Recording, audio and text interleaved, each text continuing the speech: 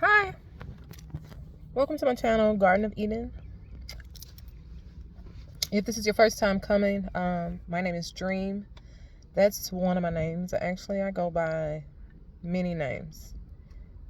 Yeah, depending on the aspect of which I'm coming. So I have many names. Okay. This video, I'm gonna touch on, and this is long overdue. I'm gonna touch on mental illness. Yeah, what they refer to as mental illness, and why it is very important for you to know who you are, for you to believe in who you are. And that's even as we are transforming, as we are aging, as we are growing. The hope is that with time that we are changing. And change is not it doesn't feel good all the time. So I do realize that some of us at some points we become stuck. Okay? We become what I refer to, speaking of mental illness, I call this is a form of disability. When we become stuck and stagnant within who we were. So we're aging, years are going by, and we're having birthdays and we're getting older, but we're somehow staying stuck, staying who we always have been. We won't allow ourselves to change. We won't allow ourselves to grow up. And that is something that also I've heard, like, that might go along with arrested development. So that's like arrested development. You're somewhere in life, something happened, transpired, or perhaps didn't happen, within life, where your development becomes stagnant, halted. Halted is a good word. Your development becomes halted, perhaps through some type of trauma or something that transpired throughout life. And, maybe even a person didn't receive proper nourishment, from parents, guardians, from a mother, maybe you didn't receive that guidance, that training, that leadership, you never really had that. You never had that nurturing. The things that I would like to say that we all need from babies up, toddlers, children, school age, teenagers, up until adulthood. Nurturing, love, guidance, assistance, help, training, those are things that we need throughout life. I don't feel like those are things that we never, like, we get to where we don't need those things. Maybe we need them in different magnitudes, maybe we need them in a decreased or maybe increased quantity. But we always need to be nurtured. We always need to be learning, or have someone that's like some type of leader to us for us to look up to. I feel like we always have that, right? So a lot of times, many of us don't have that. We lack that guidance, and our development becomes I just had the word I wanted. Our development becomes stunted. Yeah, it's like your growth was stunted. So your growth was arrested. Like it began to be held captive. From when you were 12, 15, your mind becomes captive in that age range. And you're getting older, but you never really just grow up with how you deal with things, how you deal with business. As an adult, you're still dealing with business and dealing with people and dealing with others. You're still thinking as a child. Okay? And for me, arrested development should be a form of a disability. Okay? Yeah. It's a form of a disability.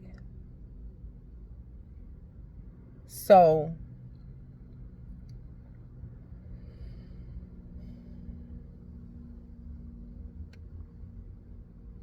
yes, I'm really working on a lot, just to become a better version of who I am. And sometimes, becoming a better version of yourself, like upgrading yourself, elevating yourself, it's not the easiest thing when you are newly learning who you are. When you are like the idea of who you was is no longer fitting to you. So you're trying to readapt to the person you want to be today. The person that I have been for so long. I don't want to say I don't want to be that, but I want to be an elevated version of her. So I'm learning myself. I'm learning the new me. I'm learning myself. Yeah. I'm learning myself. The new upgraded version, the adult mind version of me, I am learning her every day. So speaking of arrested development, so again, what I was going to say, I'm working on like being more transparent. Like I call it telling my business. Okay? Telling my business, like telling my story. Yeah, telling my story. And along with arrested development, it could be your reasoning. I have a reasoning. I have a reason of why I had to be enlightened that I was a part of, that my development had become stunted because I didn't know. I wasn't aware. But as I began to wake up to myself and be illuminated to myself and what's really going on, I had to get really real with myself and realize that my growth somewhere had been stunted. And that in a lot of areas, I was still doing business as a child. But I picked it up as, it was just, that's just me. But if it's not working for you, you can change who me is. You can change that. Yeah, you've been doing it for years, but is it working for you? If it's not working for you, you can change that. You can reevaluate. You can begin to do things a different way. Okay? So again, my reasoning, a lot of times, and we have reasons for things, right? But reasons are excuses, or you could stick your excuses are valid reasons. I'm not saying that your reason is not valid, but a lot of times they are or can come across as your excuse, right? So my excuse, one of my excuses, one of my reasons, which is a valid reason, and is, so I lost my mother as a teenager. I said an older teenager, but as a teenager, I lost my mother, right?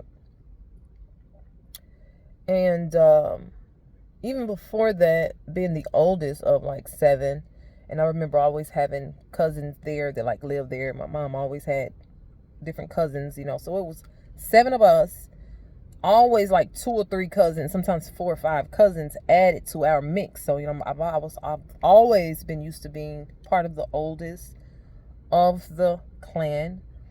So even with that, I don't feel like I was necessarily living a a child's life, a teenage life, you know, I was playing a role of, I guess, of some type of leader. Okay. And for a good while, even my mother was a single parent. So she had all of us with cousins added, and she did it by herself.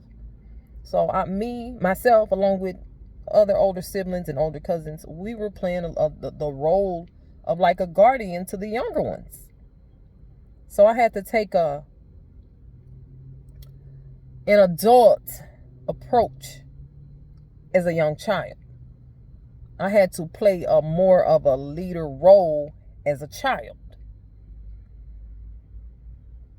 for the younger children, right? For my younger siblings, my younger cousins, right? So I lost my mother, and you know, at that point there were still some things that a lot of things that, you know, I didn't know. I wasn't aware of. I wasn't told. I wasn't shown how to do, you know, before she left. You know, I wasn't, you know, I still had a plenty of growing up to do, right? So with an absent mother, which I realized that many of us face this, having an absent parent for whatever reason. You know, just so happened mine was from death. But a lot of us are dealing with absent parent, whether it's mother or father. And we don't have that guidance and that leadership. And we're having to take on roles that you necessarily are not prepared for. That you necessarily, that age is, you know, at the age of 10, 12, 15, 16, that's not the age of where you take care of children. You know, be the older child for the younger ones to look up to, right? But I just don't feel like that was the age to play a role of a guardian. Yeah. So in with all of this mix, I feel like my growth was stunted in there somewhere. Like it was just like kind of jumbled and mixed up in the whole mix of life throughout all of that. Yeah. So it's like at some point I allowed myself to get back those child years that I felt like I didn't get. But it's like, no, you can't do that now, because now you're in your 20s. You're going into your 20s now. So now you can't use that time to revert back to a child mind. You have to just keep going. So again, somewhere up in there, my growth was stunted. And that will be arrested development. And that will begin to affect your relationships and how you do business and your decision making and everything, because you're deciding everything as a child, as a young mind. Okay?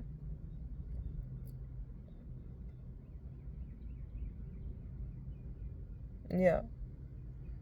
So again, arrested development, I feel like they should equate arrested development to a disability. So then we speak of mental illness. Mental illnesses, they associate with a disability. If you have some type of mental illness, they associate that with a disability. Okay? So let's say arrested development should be some type of disability. It affects your thought process.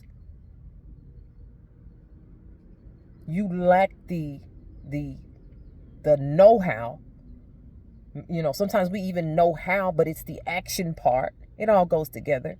But you lack something's lacking that prevents you from making adult choices. You're still thinking and making choices as a child. And you're 21, 25, 26, 27, 30, 34, 50. I mean, we get older and older. I mean, unless we're illuminated to this, and unless we get it together. You got to get it together. The first thing you must do is be real with yourself. And that's not easy.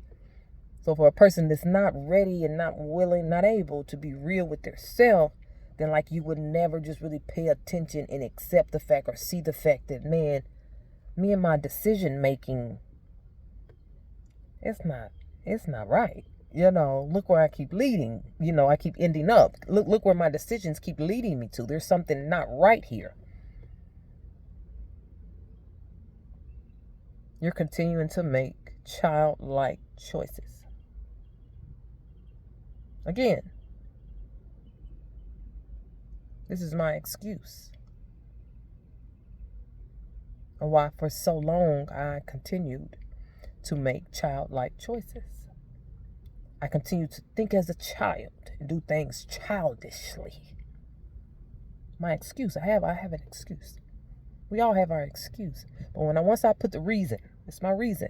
Once I figured out that my reason, okay, this is my reason why. Once I figured out that reason was not going to help me, that's when I began to make it an excuse. The dream, that's just an excuse. Because you can't do nothing with it. It won't help you. So you have to remove that reason. Remove that excuse. I didn't have no parents. Remove that as being your reason. When I say that, I mean that happened. You didn't have any parents, but here you are at 30. Now what? Now what are you going to do? You're responsible now. We could go back and talk about that you didn't have parents and that they were doing this and did that and that your mama died. We can talk about that. But today at 30, at 34, at 41, that won't help you. So you have to you have to sit the excuse down.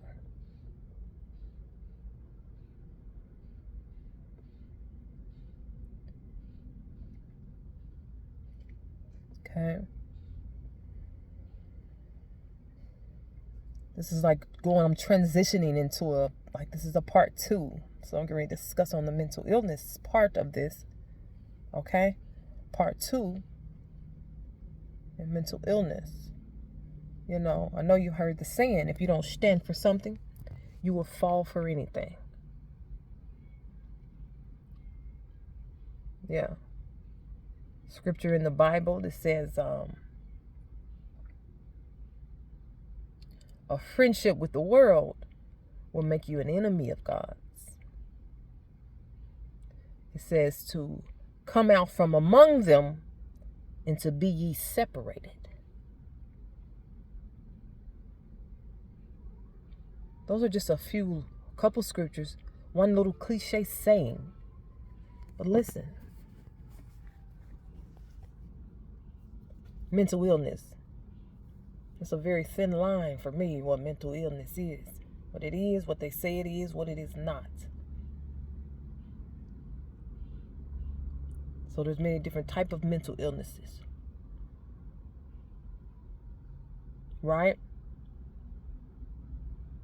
And unless you realize, let's just say that the mental illness is you have schizophrenia. So I believe it's schizophrenia. What you do is you take on different personalities at different times,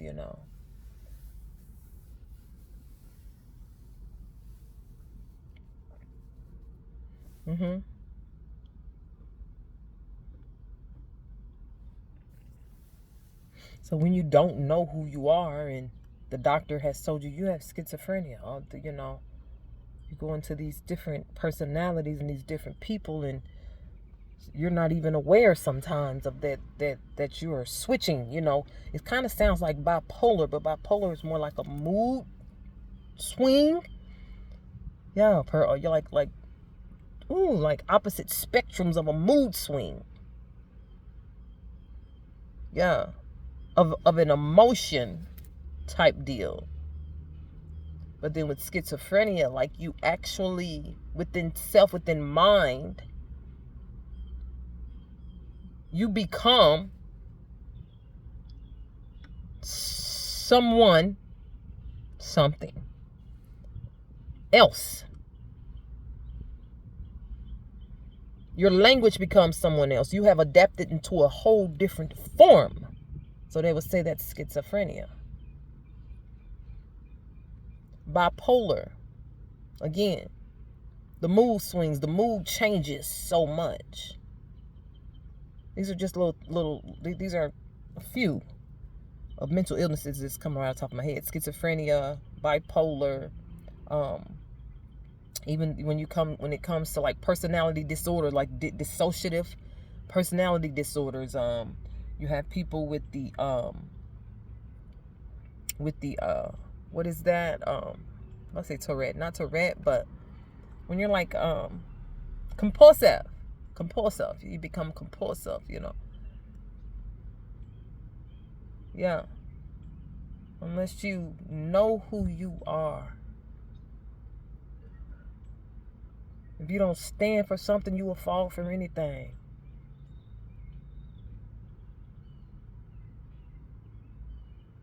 So with a person that is bipolar, listen. A person that is bipolar, a lot of the times you don't realize that these bipolar people are empaths. People who easily, quickly, and so heavily picks up on other people's moods. You feel it within yourself. The mood of someone else, especially like when you're close connected to them, especially family, friends.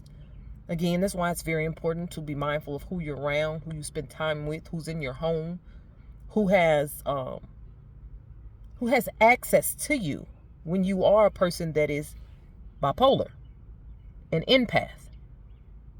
Okay? Listen to me. When you are a person that has been diagnosed, have been known to be bipolar, an empath, you must be very mindful of where you spend your time, where you spend your spirit, where you allow it to be, where you allow it to go, what you listen to, who touches you. All of that's important when it comes to a person who is an empath, a person that is bipolar, because you become easily affected by the things you see, touch, and feel. And a lot of times you don't even have to be in the same room or vicinity. This could be something you're watching on TV. And you begin to feel what they're feeling. You begin to feel what it is that they're talking about, they're discussing, whatever their problem is. You've taken it on subconsciously. So it allows you, it has affected your very own mood. So they're like, oh, you so back and forth, you hot and cold, 1 minute you're nice, 1 minute you're mad. You have to know who you are and know what's your energy. You have to know what's you. What's going on in your mind? What do you have going on? So if you're a person and the day, let's just say the day, we don't have to say life, let's say the day has been going pretty good. Things are, you had a nice morning, you had a good breakfast, and everything is off to a great start.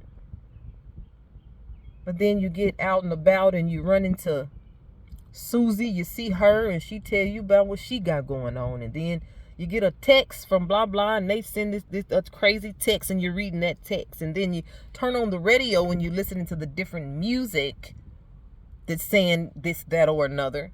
So now all of those energies, all of those words that you just heard, that you just read, you are taking it within yourself.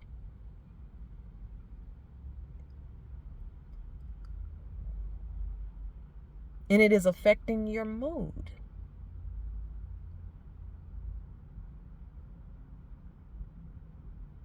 And then what the doctor calls that, they say it is a mental illness.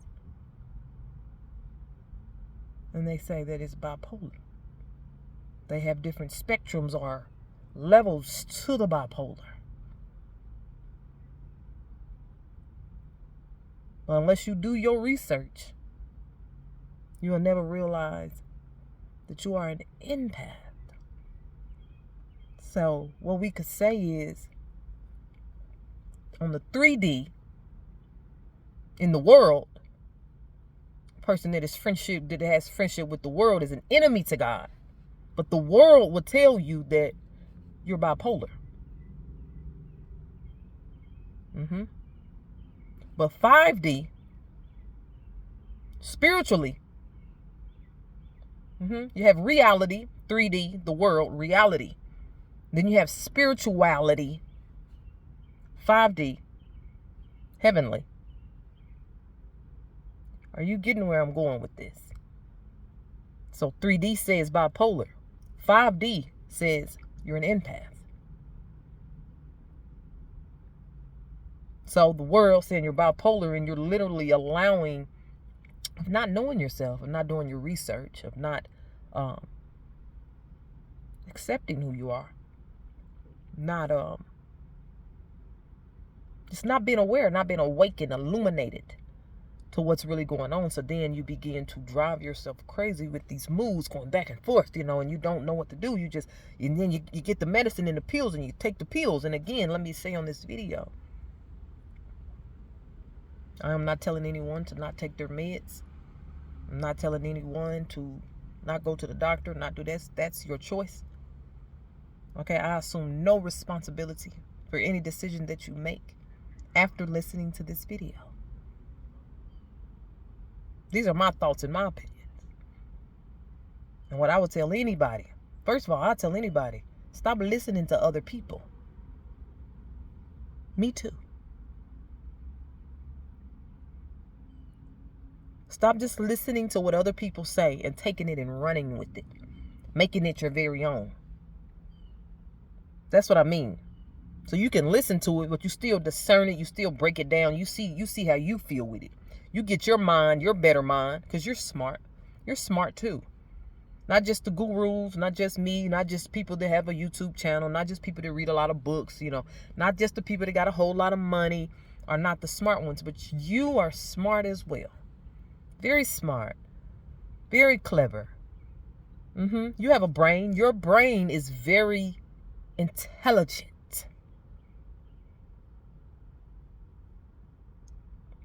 So you use your own brain to tell you what it is that you need for self. So again, bipolar, empath, reality and spirituality. So me, myself, I don't believe in reality. The reality is of this world. Friendship with this world makes you an enemy to God. I don't believe in reality. I only believe in spirituality. That's it.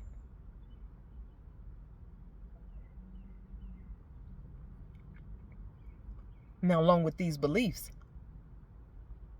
I realized that the world, 3D, would easily associate me to being mentally ill. I realized that, you know what I'm saying? I have enough smarts with my little intelligent brain to know that this world, the 3D, will associate me to being mentally ill with my views and my viewpoints and some of the things that I say and how I think. I realized that. But I know who I am. So I don't allow that to have me in limbo and suspense, like in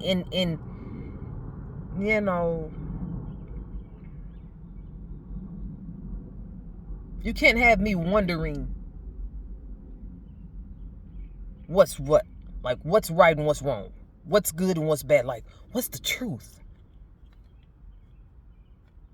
I know what the truth is. You don't know how I know for sure what the truth is? Because I have created my own truth. I know my truth. No one can tell me my truth.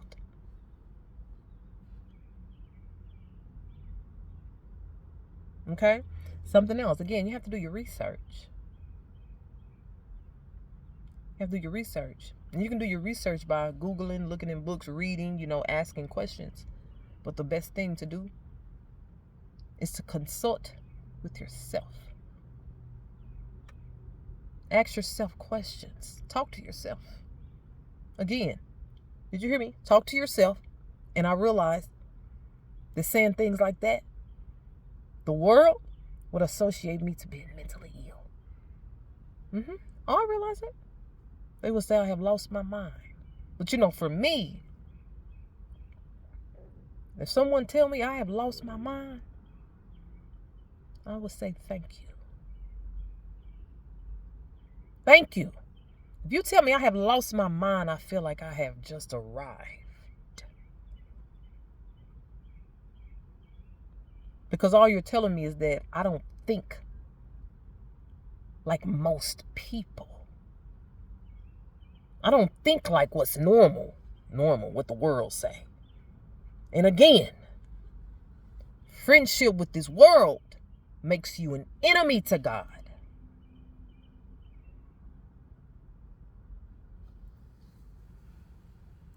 So, tell me I have lost my mind. One of the biggest compliments I've ever received in life is when a person told me that I was weird. That was the best. It really touched me. I could really appreciate it. I felt like I was getting somewhere. I felt like all of my hard work was starting to pay off. Because all that rendered to me in my brain is that I am different from this world. I'm like, good job, girl. You're doing it. They see it. They see that you're weird. You're different and you're peculiar. Praise God.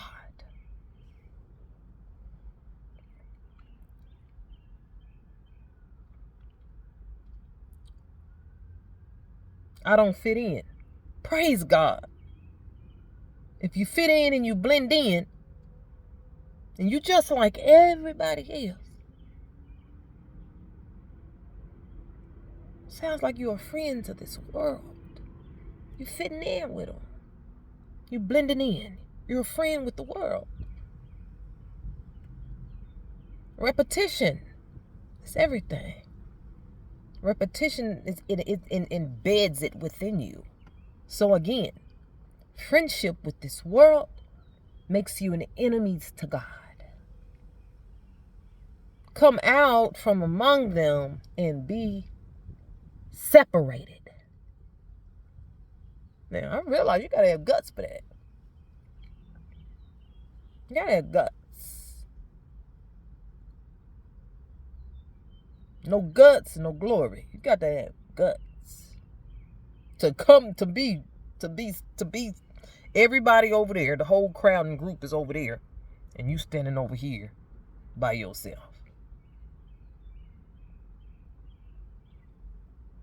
It's not easy for most, but when it's something you're used to, when you're used to that, when you grew up that way, that's all you know. That's all I know. That's all I know. I've always seen the crowd over there, and somehow I was never in the crowd. And at some point, younger, I felt some type of way about myself. That I never was like included in the crowd. And now, I know why. I don't fit in with the world. I'm not friends with this world.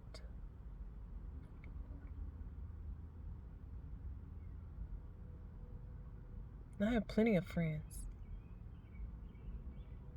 They're not in this world. They're not of this world. Okay? Last one. Again, you have to do your research. Okay? You have to use your own mind. psychotic. Person that is psychotic. Just quickly, I would say a person that's psychotic is someone that doesn't think very rational. A person that doesn't think with the normal standard of thoughts. You don't think with the normal, like your thought process and your reasoning is not conducive to what we would say is stable. Like your the way you reason things is a little suspicious. A little wild and outlandish. Psychotic. You talk as if, you seem as if you are carrying on as if you have lost your mind. Psychotic. Listen. 3D. The world. The term would be psychotic.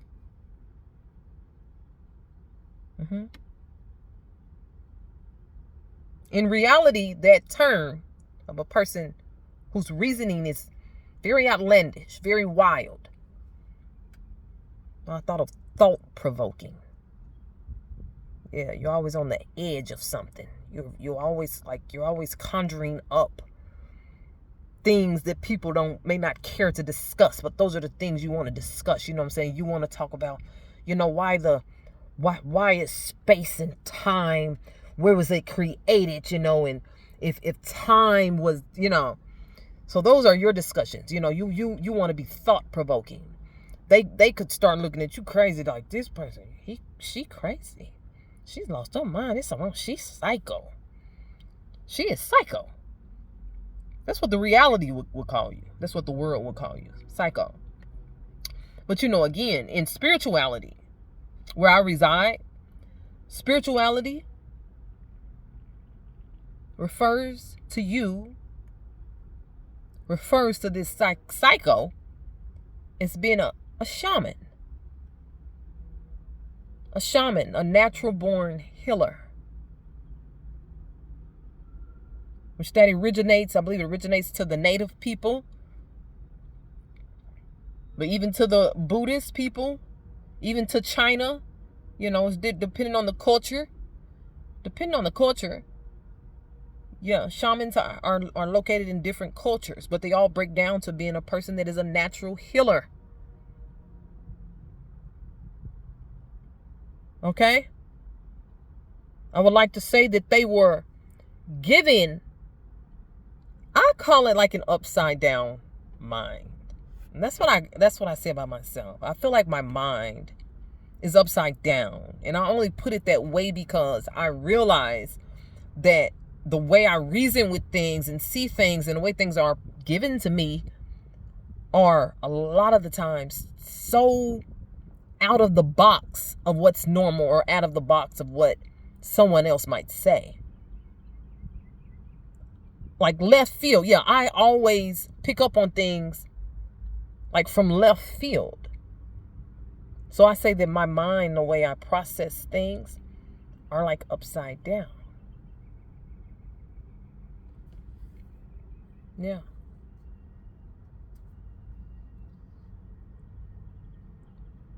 Yeah. Oh, yeah. In reality, I know they would quickly call me psycho.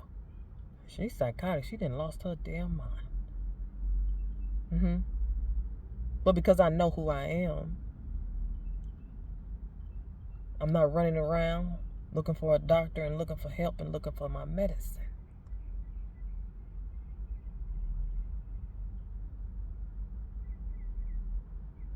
I'm staying content and still within myself.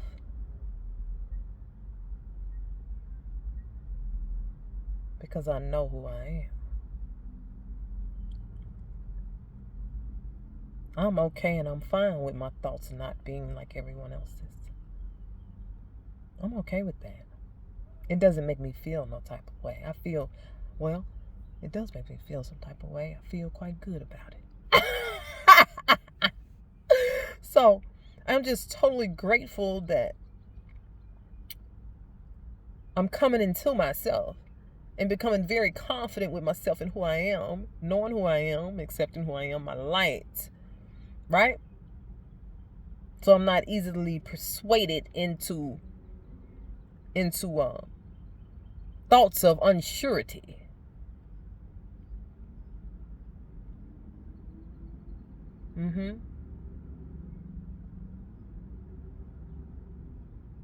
Yeah.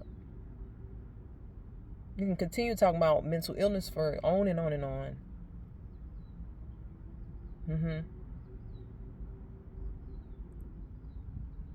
But there's a reality, term, and phrase to these definitions of mental illnesses.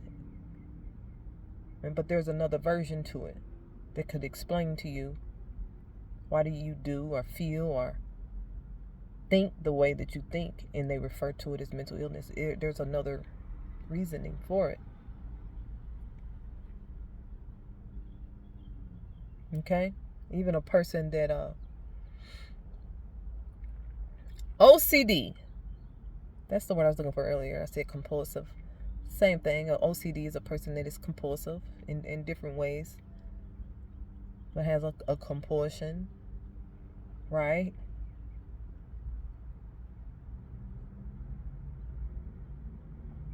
So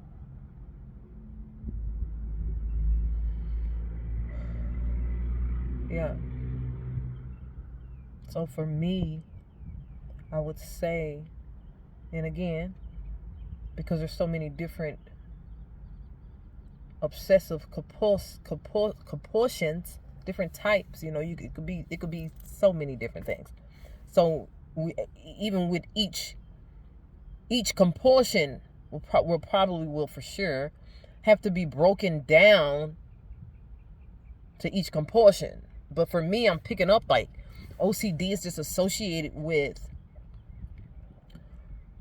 we're back to like an empath, like you are a freaking super empath, right? So you take on the garbage of the entire universe, and it makes your mind want to go, I say overboard, it makes your mind want to go. So let's just say you're a clean person. Okay, I'm a clean person. Or a person that has a compulsion with cleaning, they're cleaning even when it's clean. Because, again, they're picking up on the filth, the negativity, the chaos, the toxicity of the entire world. So it renders to their mind that clean isn't clean enough. Does that make sense? I guess it doesn't make sense. But do you get it? It doesn't have to make sense. Don't make it make sense. Just get it. Just get it.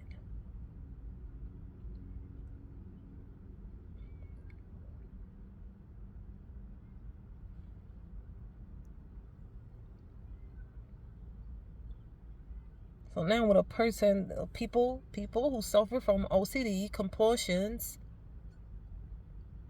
especially with the cleaning, I'm thinking of the cleaning compulsion. They're like an extra clean freak. I don't know if that's a derogative term for a person with OCD. Like, is that like a term they like? It doesn't sit well with them. Oh, you're a clean freak. Like, oh, don't call me that. I don't even know. I feel like that might be a derogative term to them. So I mean, no harm to anyone who is affected. And I say the word affected, and I just want to take that back. And please forgive me right now, but I want to take that back. Affected is having, you have to see a different perspective of it so that it could sit with you better. But because you're seeing it as a defect, so even the compulsion rendering to you as a defect is only making the compulsion worse. It's not a defect. Okay? It's not a defect, it's an effect. It's an effect. You are affected by the entire universe in its filth. Okay? We're not going to blame anyone. We're not going to pick up an excuse. Oh, I only have OCD because the world is filthy. So we're not going to do that. But we're going to allow it in as a perspective. And push out the perspective that you have a defect. Something's defective about you. Something is wrong with you. We're going to push that out, and we're going to bring in another perspective of, no, I'm more affected. I'm affected by this world, like that, right? So I would say like a suggestion. Suggestion would be to, I guess, dealing with a compulsion, it won't be very easy, but you have to find a way around it. So getting out into this world, finding your own little ways, not just at the house cleaning, but getting out in the world and finding ways to clean it up. This is for people who have the cleaning OCD. Get out into the world and recycle and, find ways to clean up the outside, Even if you're not cleaning, okay, so because the filth of the world doesn't have to be throwing trash on the ground, which again, the way I'm thinking, like, think about this. If you are a person, you just throw your trash on the ground. Your gun wrapper, throw it on the ground. Your cigarette butt, you threw it, you throw it on the ground. It's quick, it's a habit. It's just something you do. You don't see nothing wrong with it. It never renders to you that that's not okay. Maybe it'll help you a little bit. Like, there's someone over yonder who is greatly being affected by that cigarette butt that you throw down. Okay. They feel it subconsciously within their self. And it makes them want to clean compulsively something that is already clean.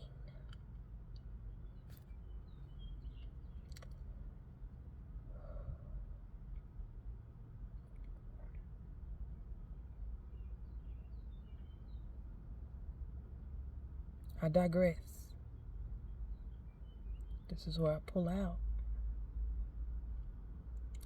Yeah. It's all right, though. It's all right. Thank you for watching my video. Thank you for coming to my channel, Garden of Eden. Okay, this is a very, very new channel. Hit the subscribe button for me. All right, I have a lot more different videos coming of different magnitudes, different things. These are really whatever comes to my mind. I don't have like a certain type of way that I'm coming or anything. I'm going to have to talk about different topics and subjects, So, again, hit the subscribe button for me. Like and share the video. Comment as well. Any suggestions for topics on any type of level, any topic, leave that in the comments. Please feel free to leave that in the comments. And yes, it's all right. It's all right. If you are any person that's feeling like because this video is about mental health, disabilities and all. So we're going to take it seriously. And if you feel like your mental health is off in any way, reach out to someone. Tell someone, talk to someone, call the hotline. Talk to somebody. Yeah, that's even if it's a stranger. Even if it's a stranger. Do you want to leave me a comment? Because mental illness is serious. It's in reality and spirituality. It's serious, and it's more serious and it's more dangerous when you're not totally aware. You get to running around frantic trying to figure out what's wrong with you, and you associate yourself as being defective, that there's something wrong with you. And there's nothing wrong with you at all. It's kind of more like everything is so right with you. Right? But in this system and in this world, when you're so right, it's odd. And because you're odd, we have to figure out what's wrong with us because we're odd.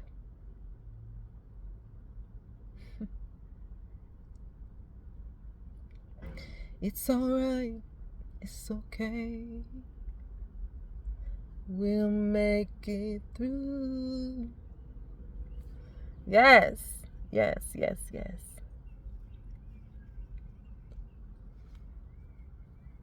Thank you guys. And I cannot leave without sending you all love and light.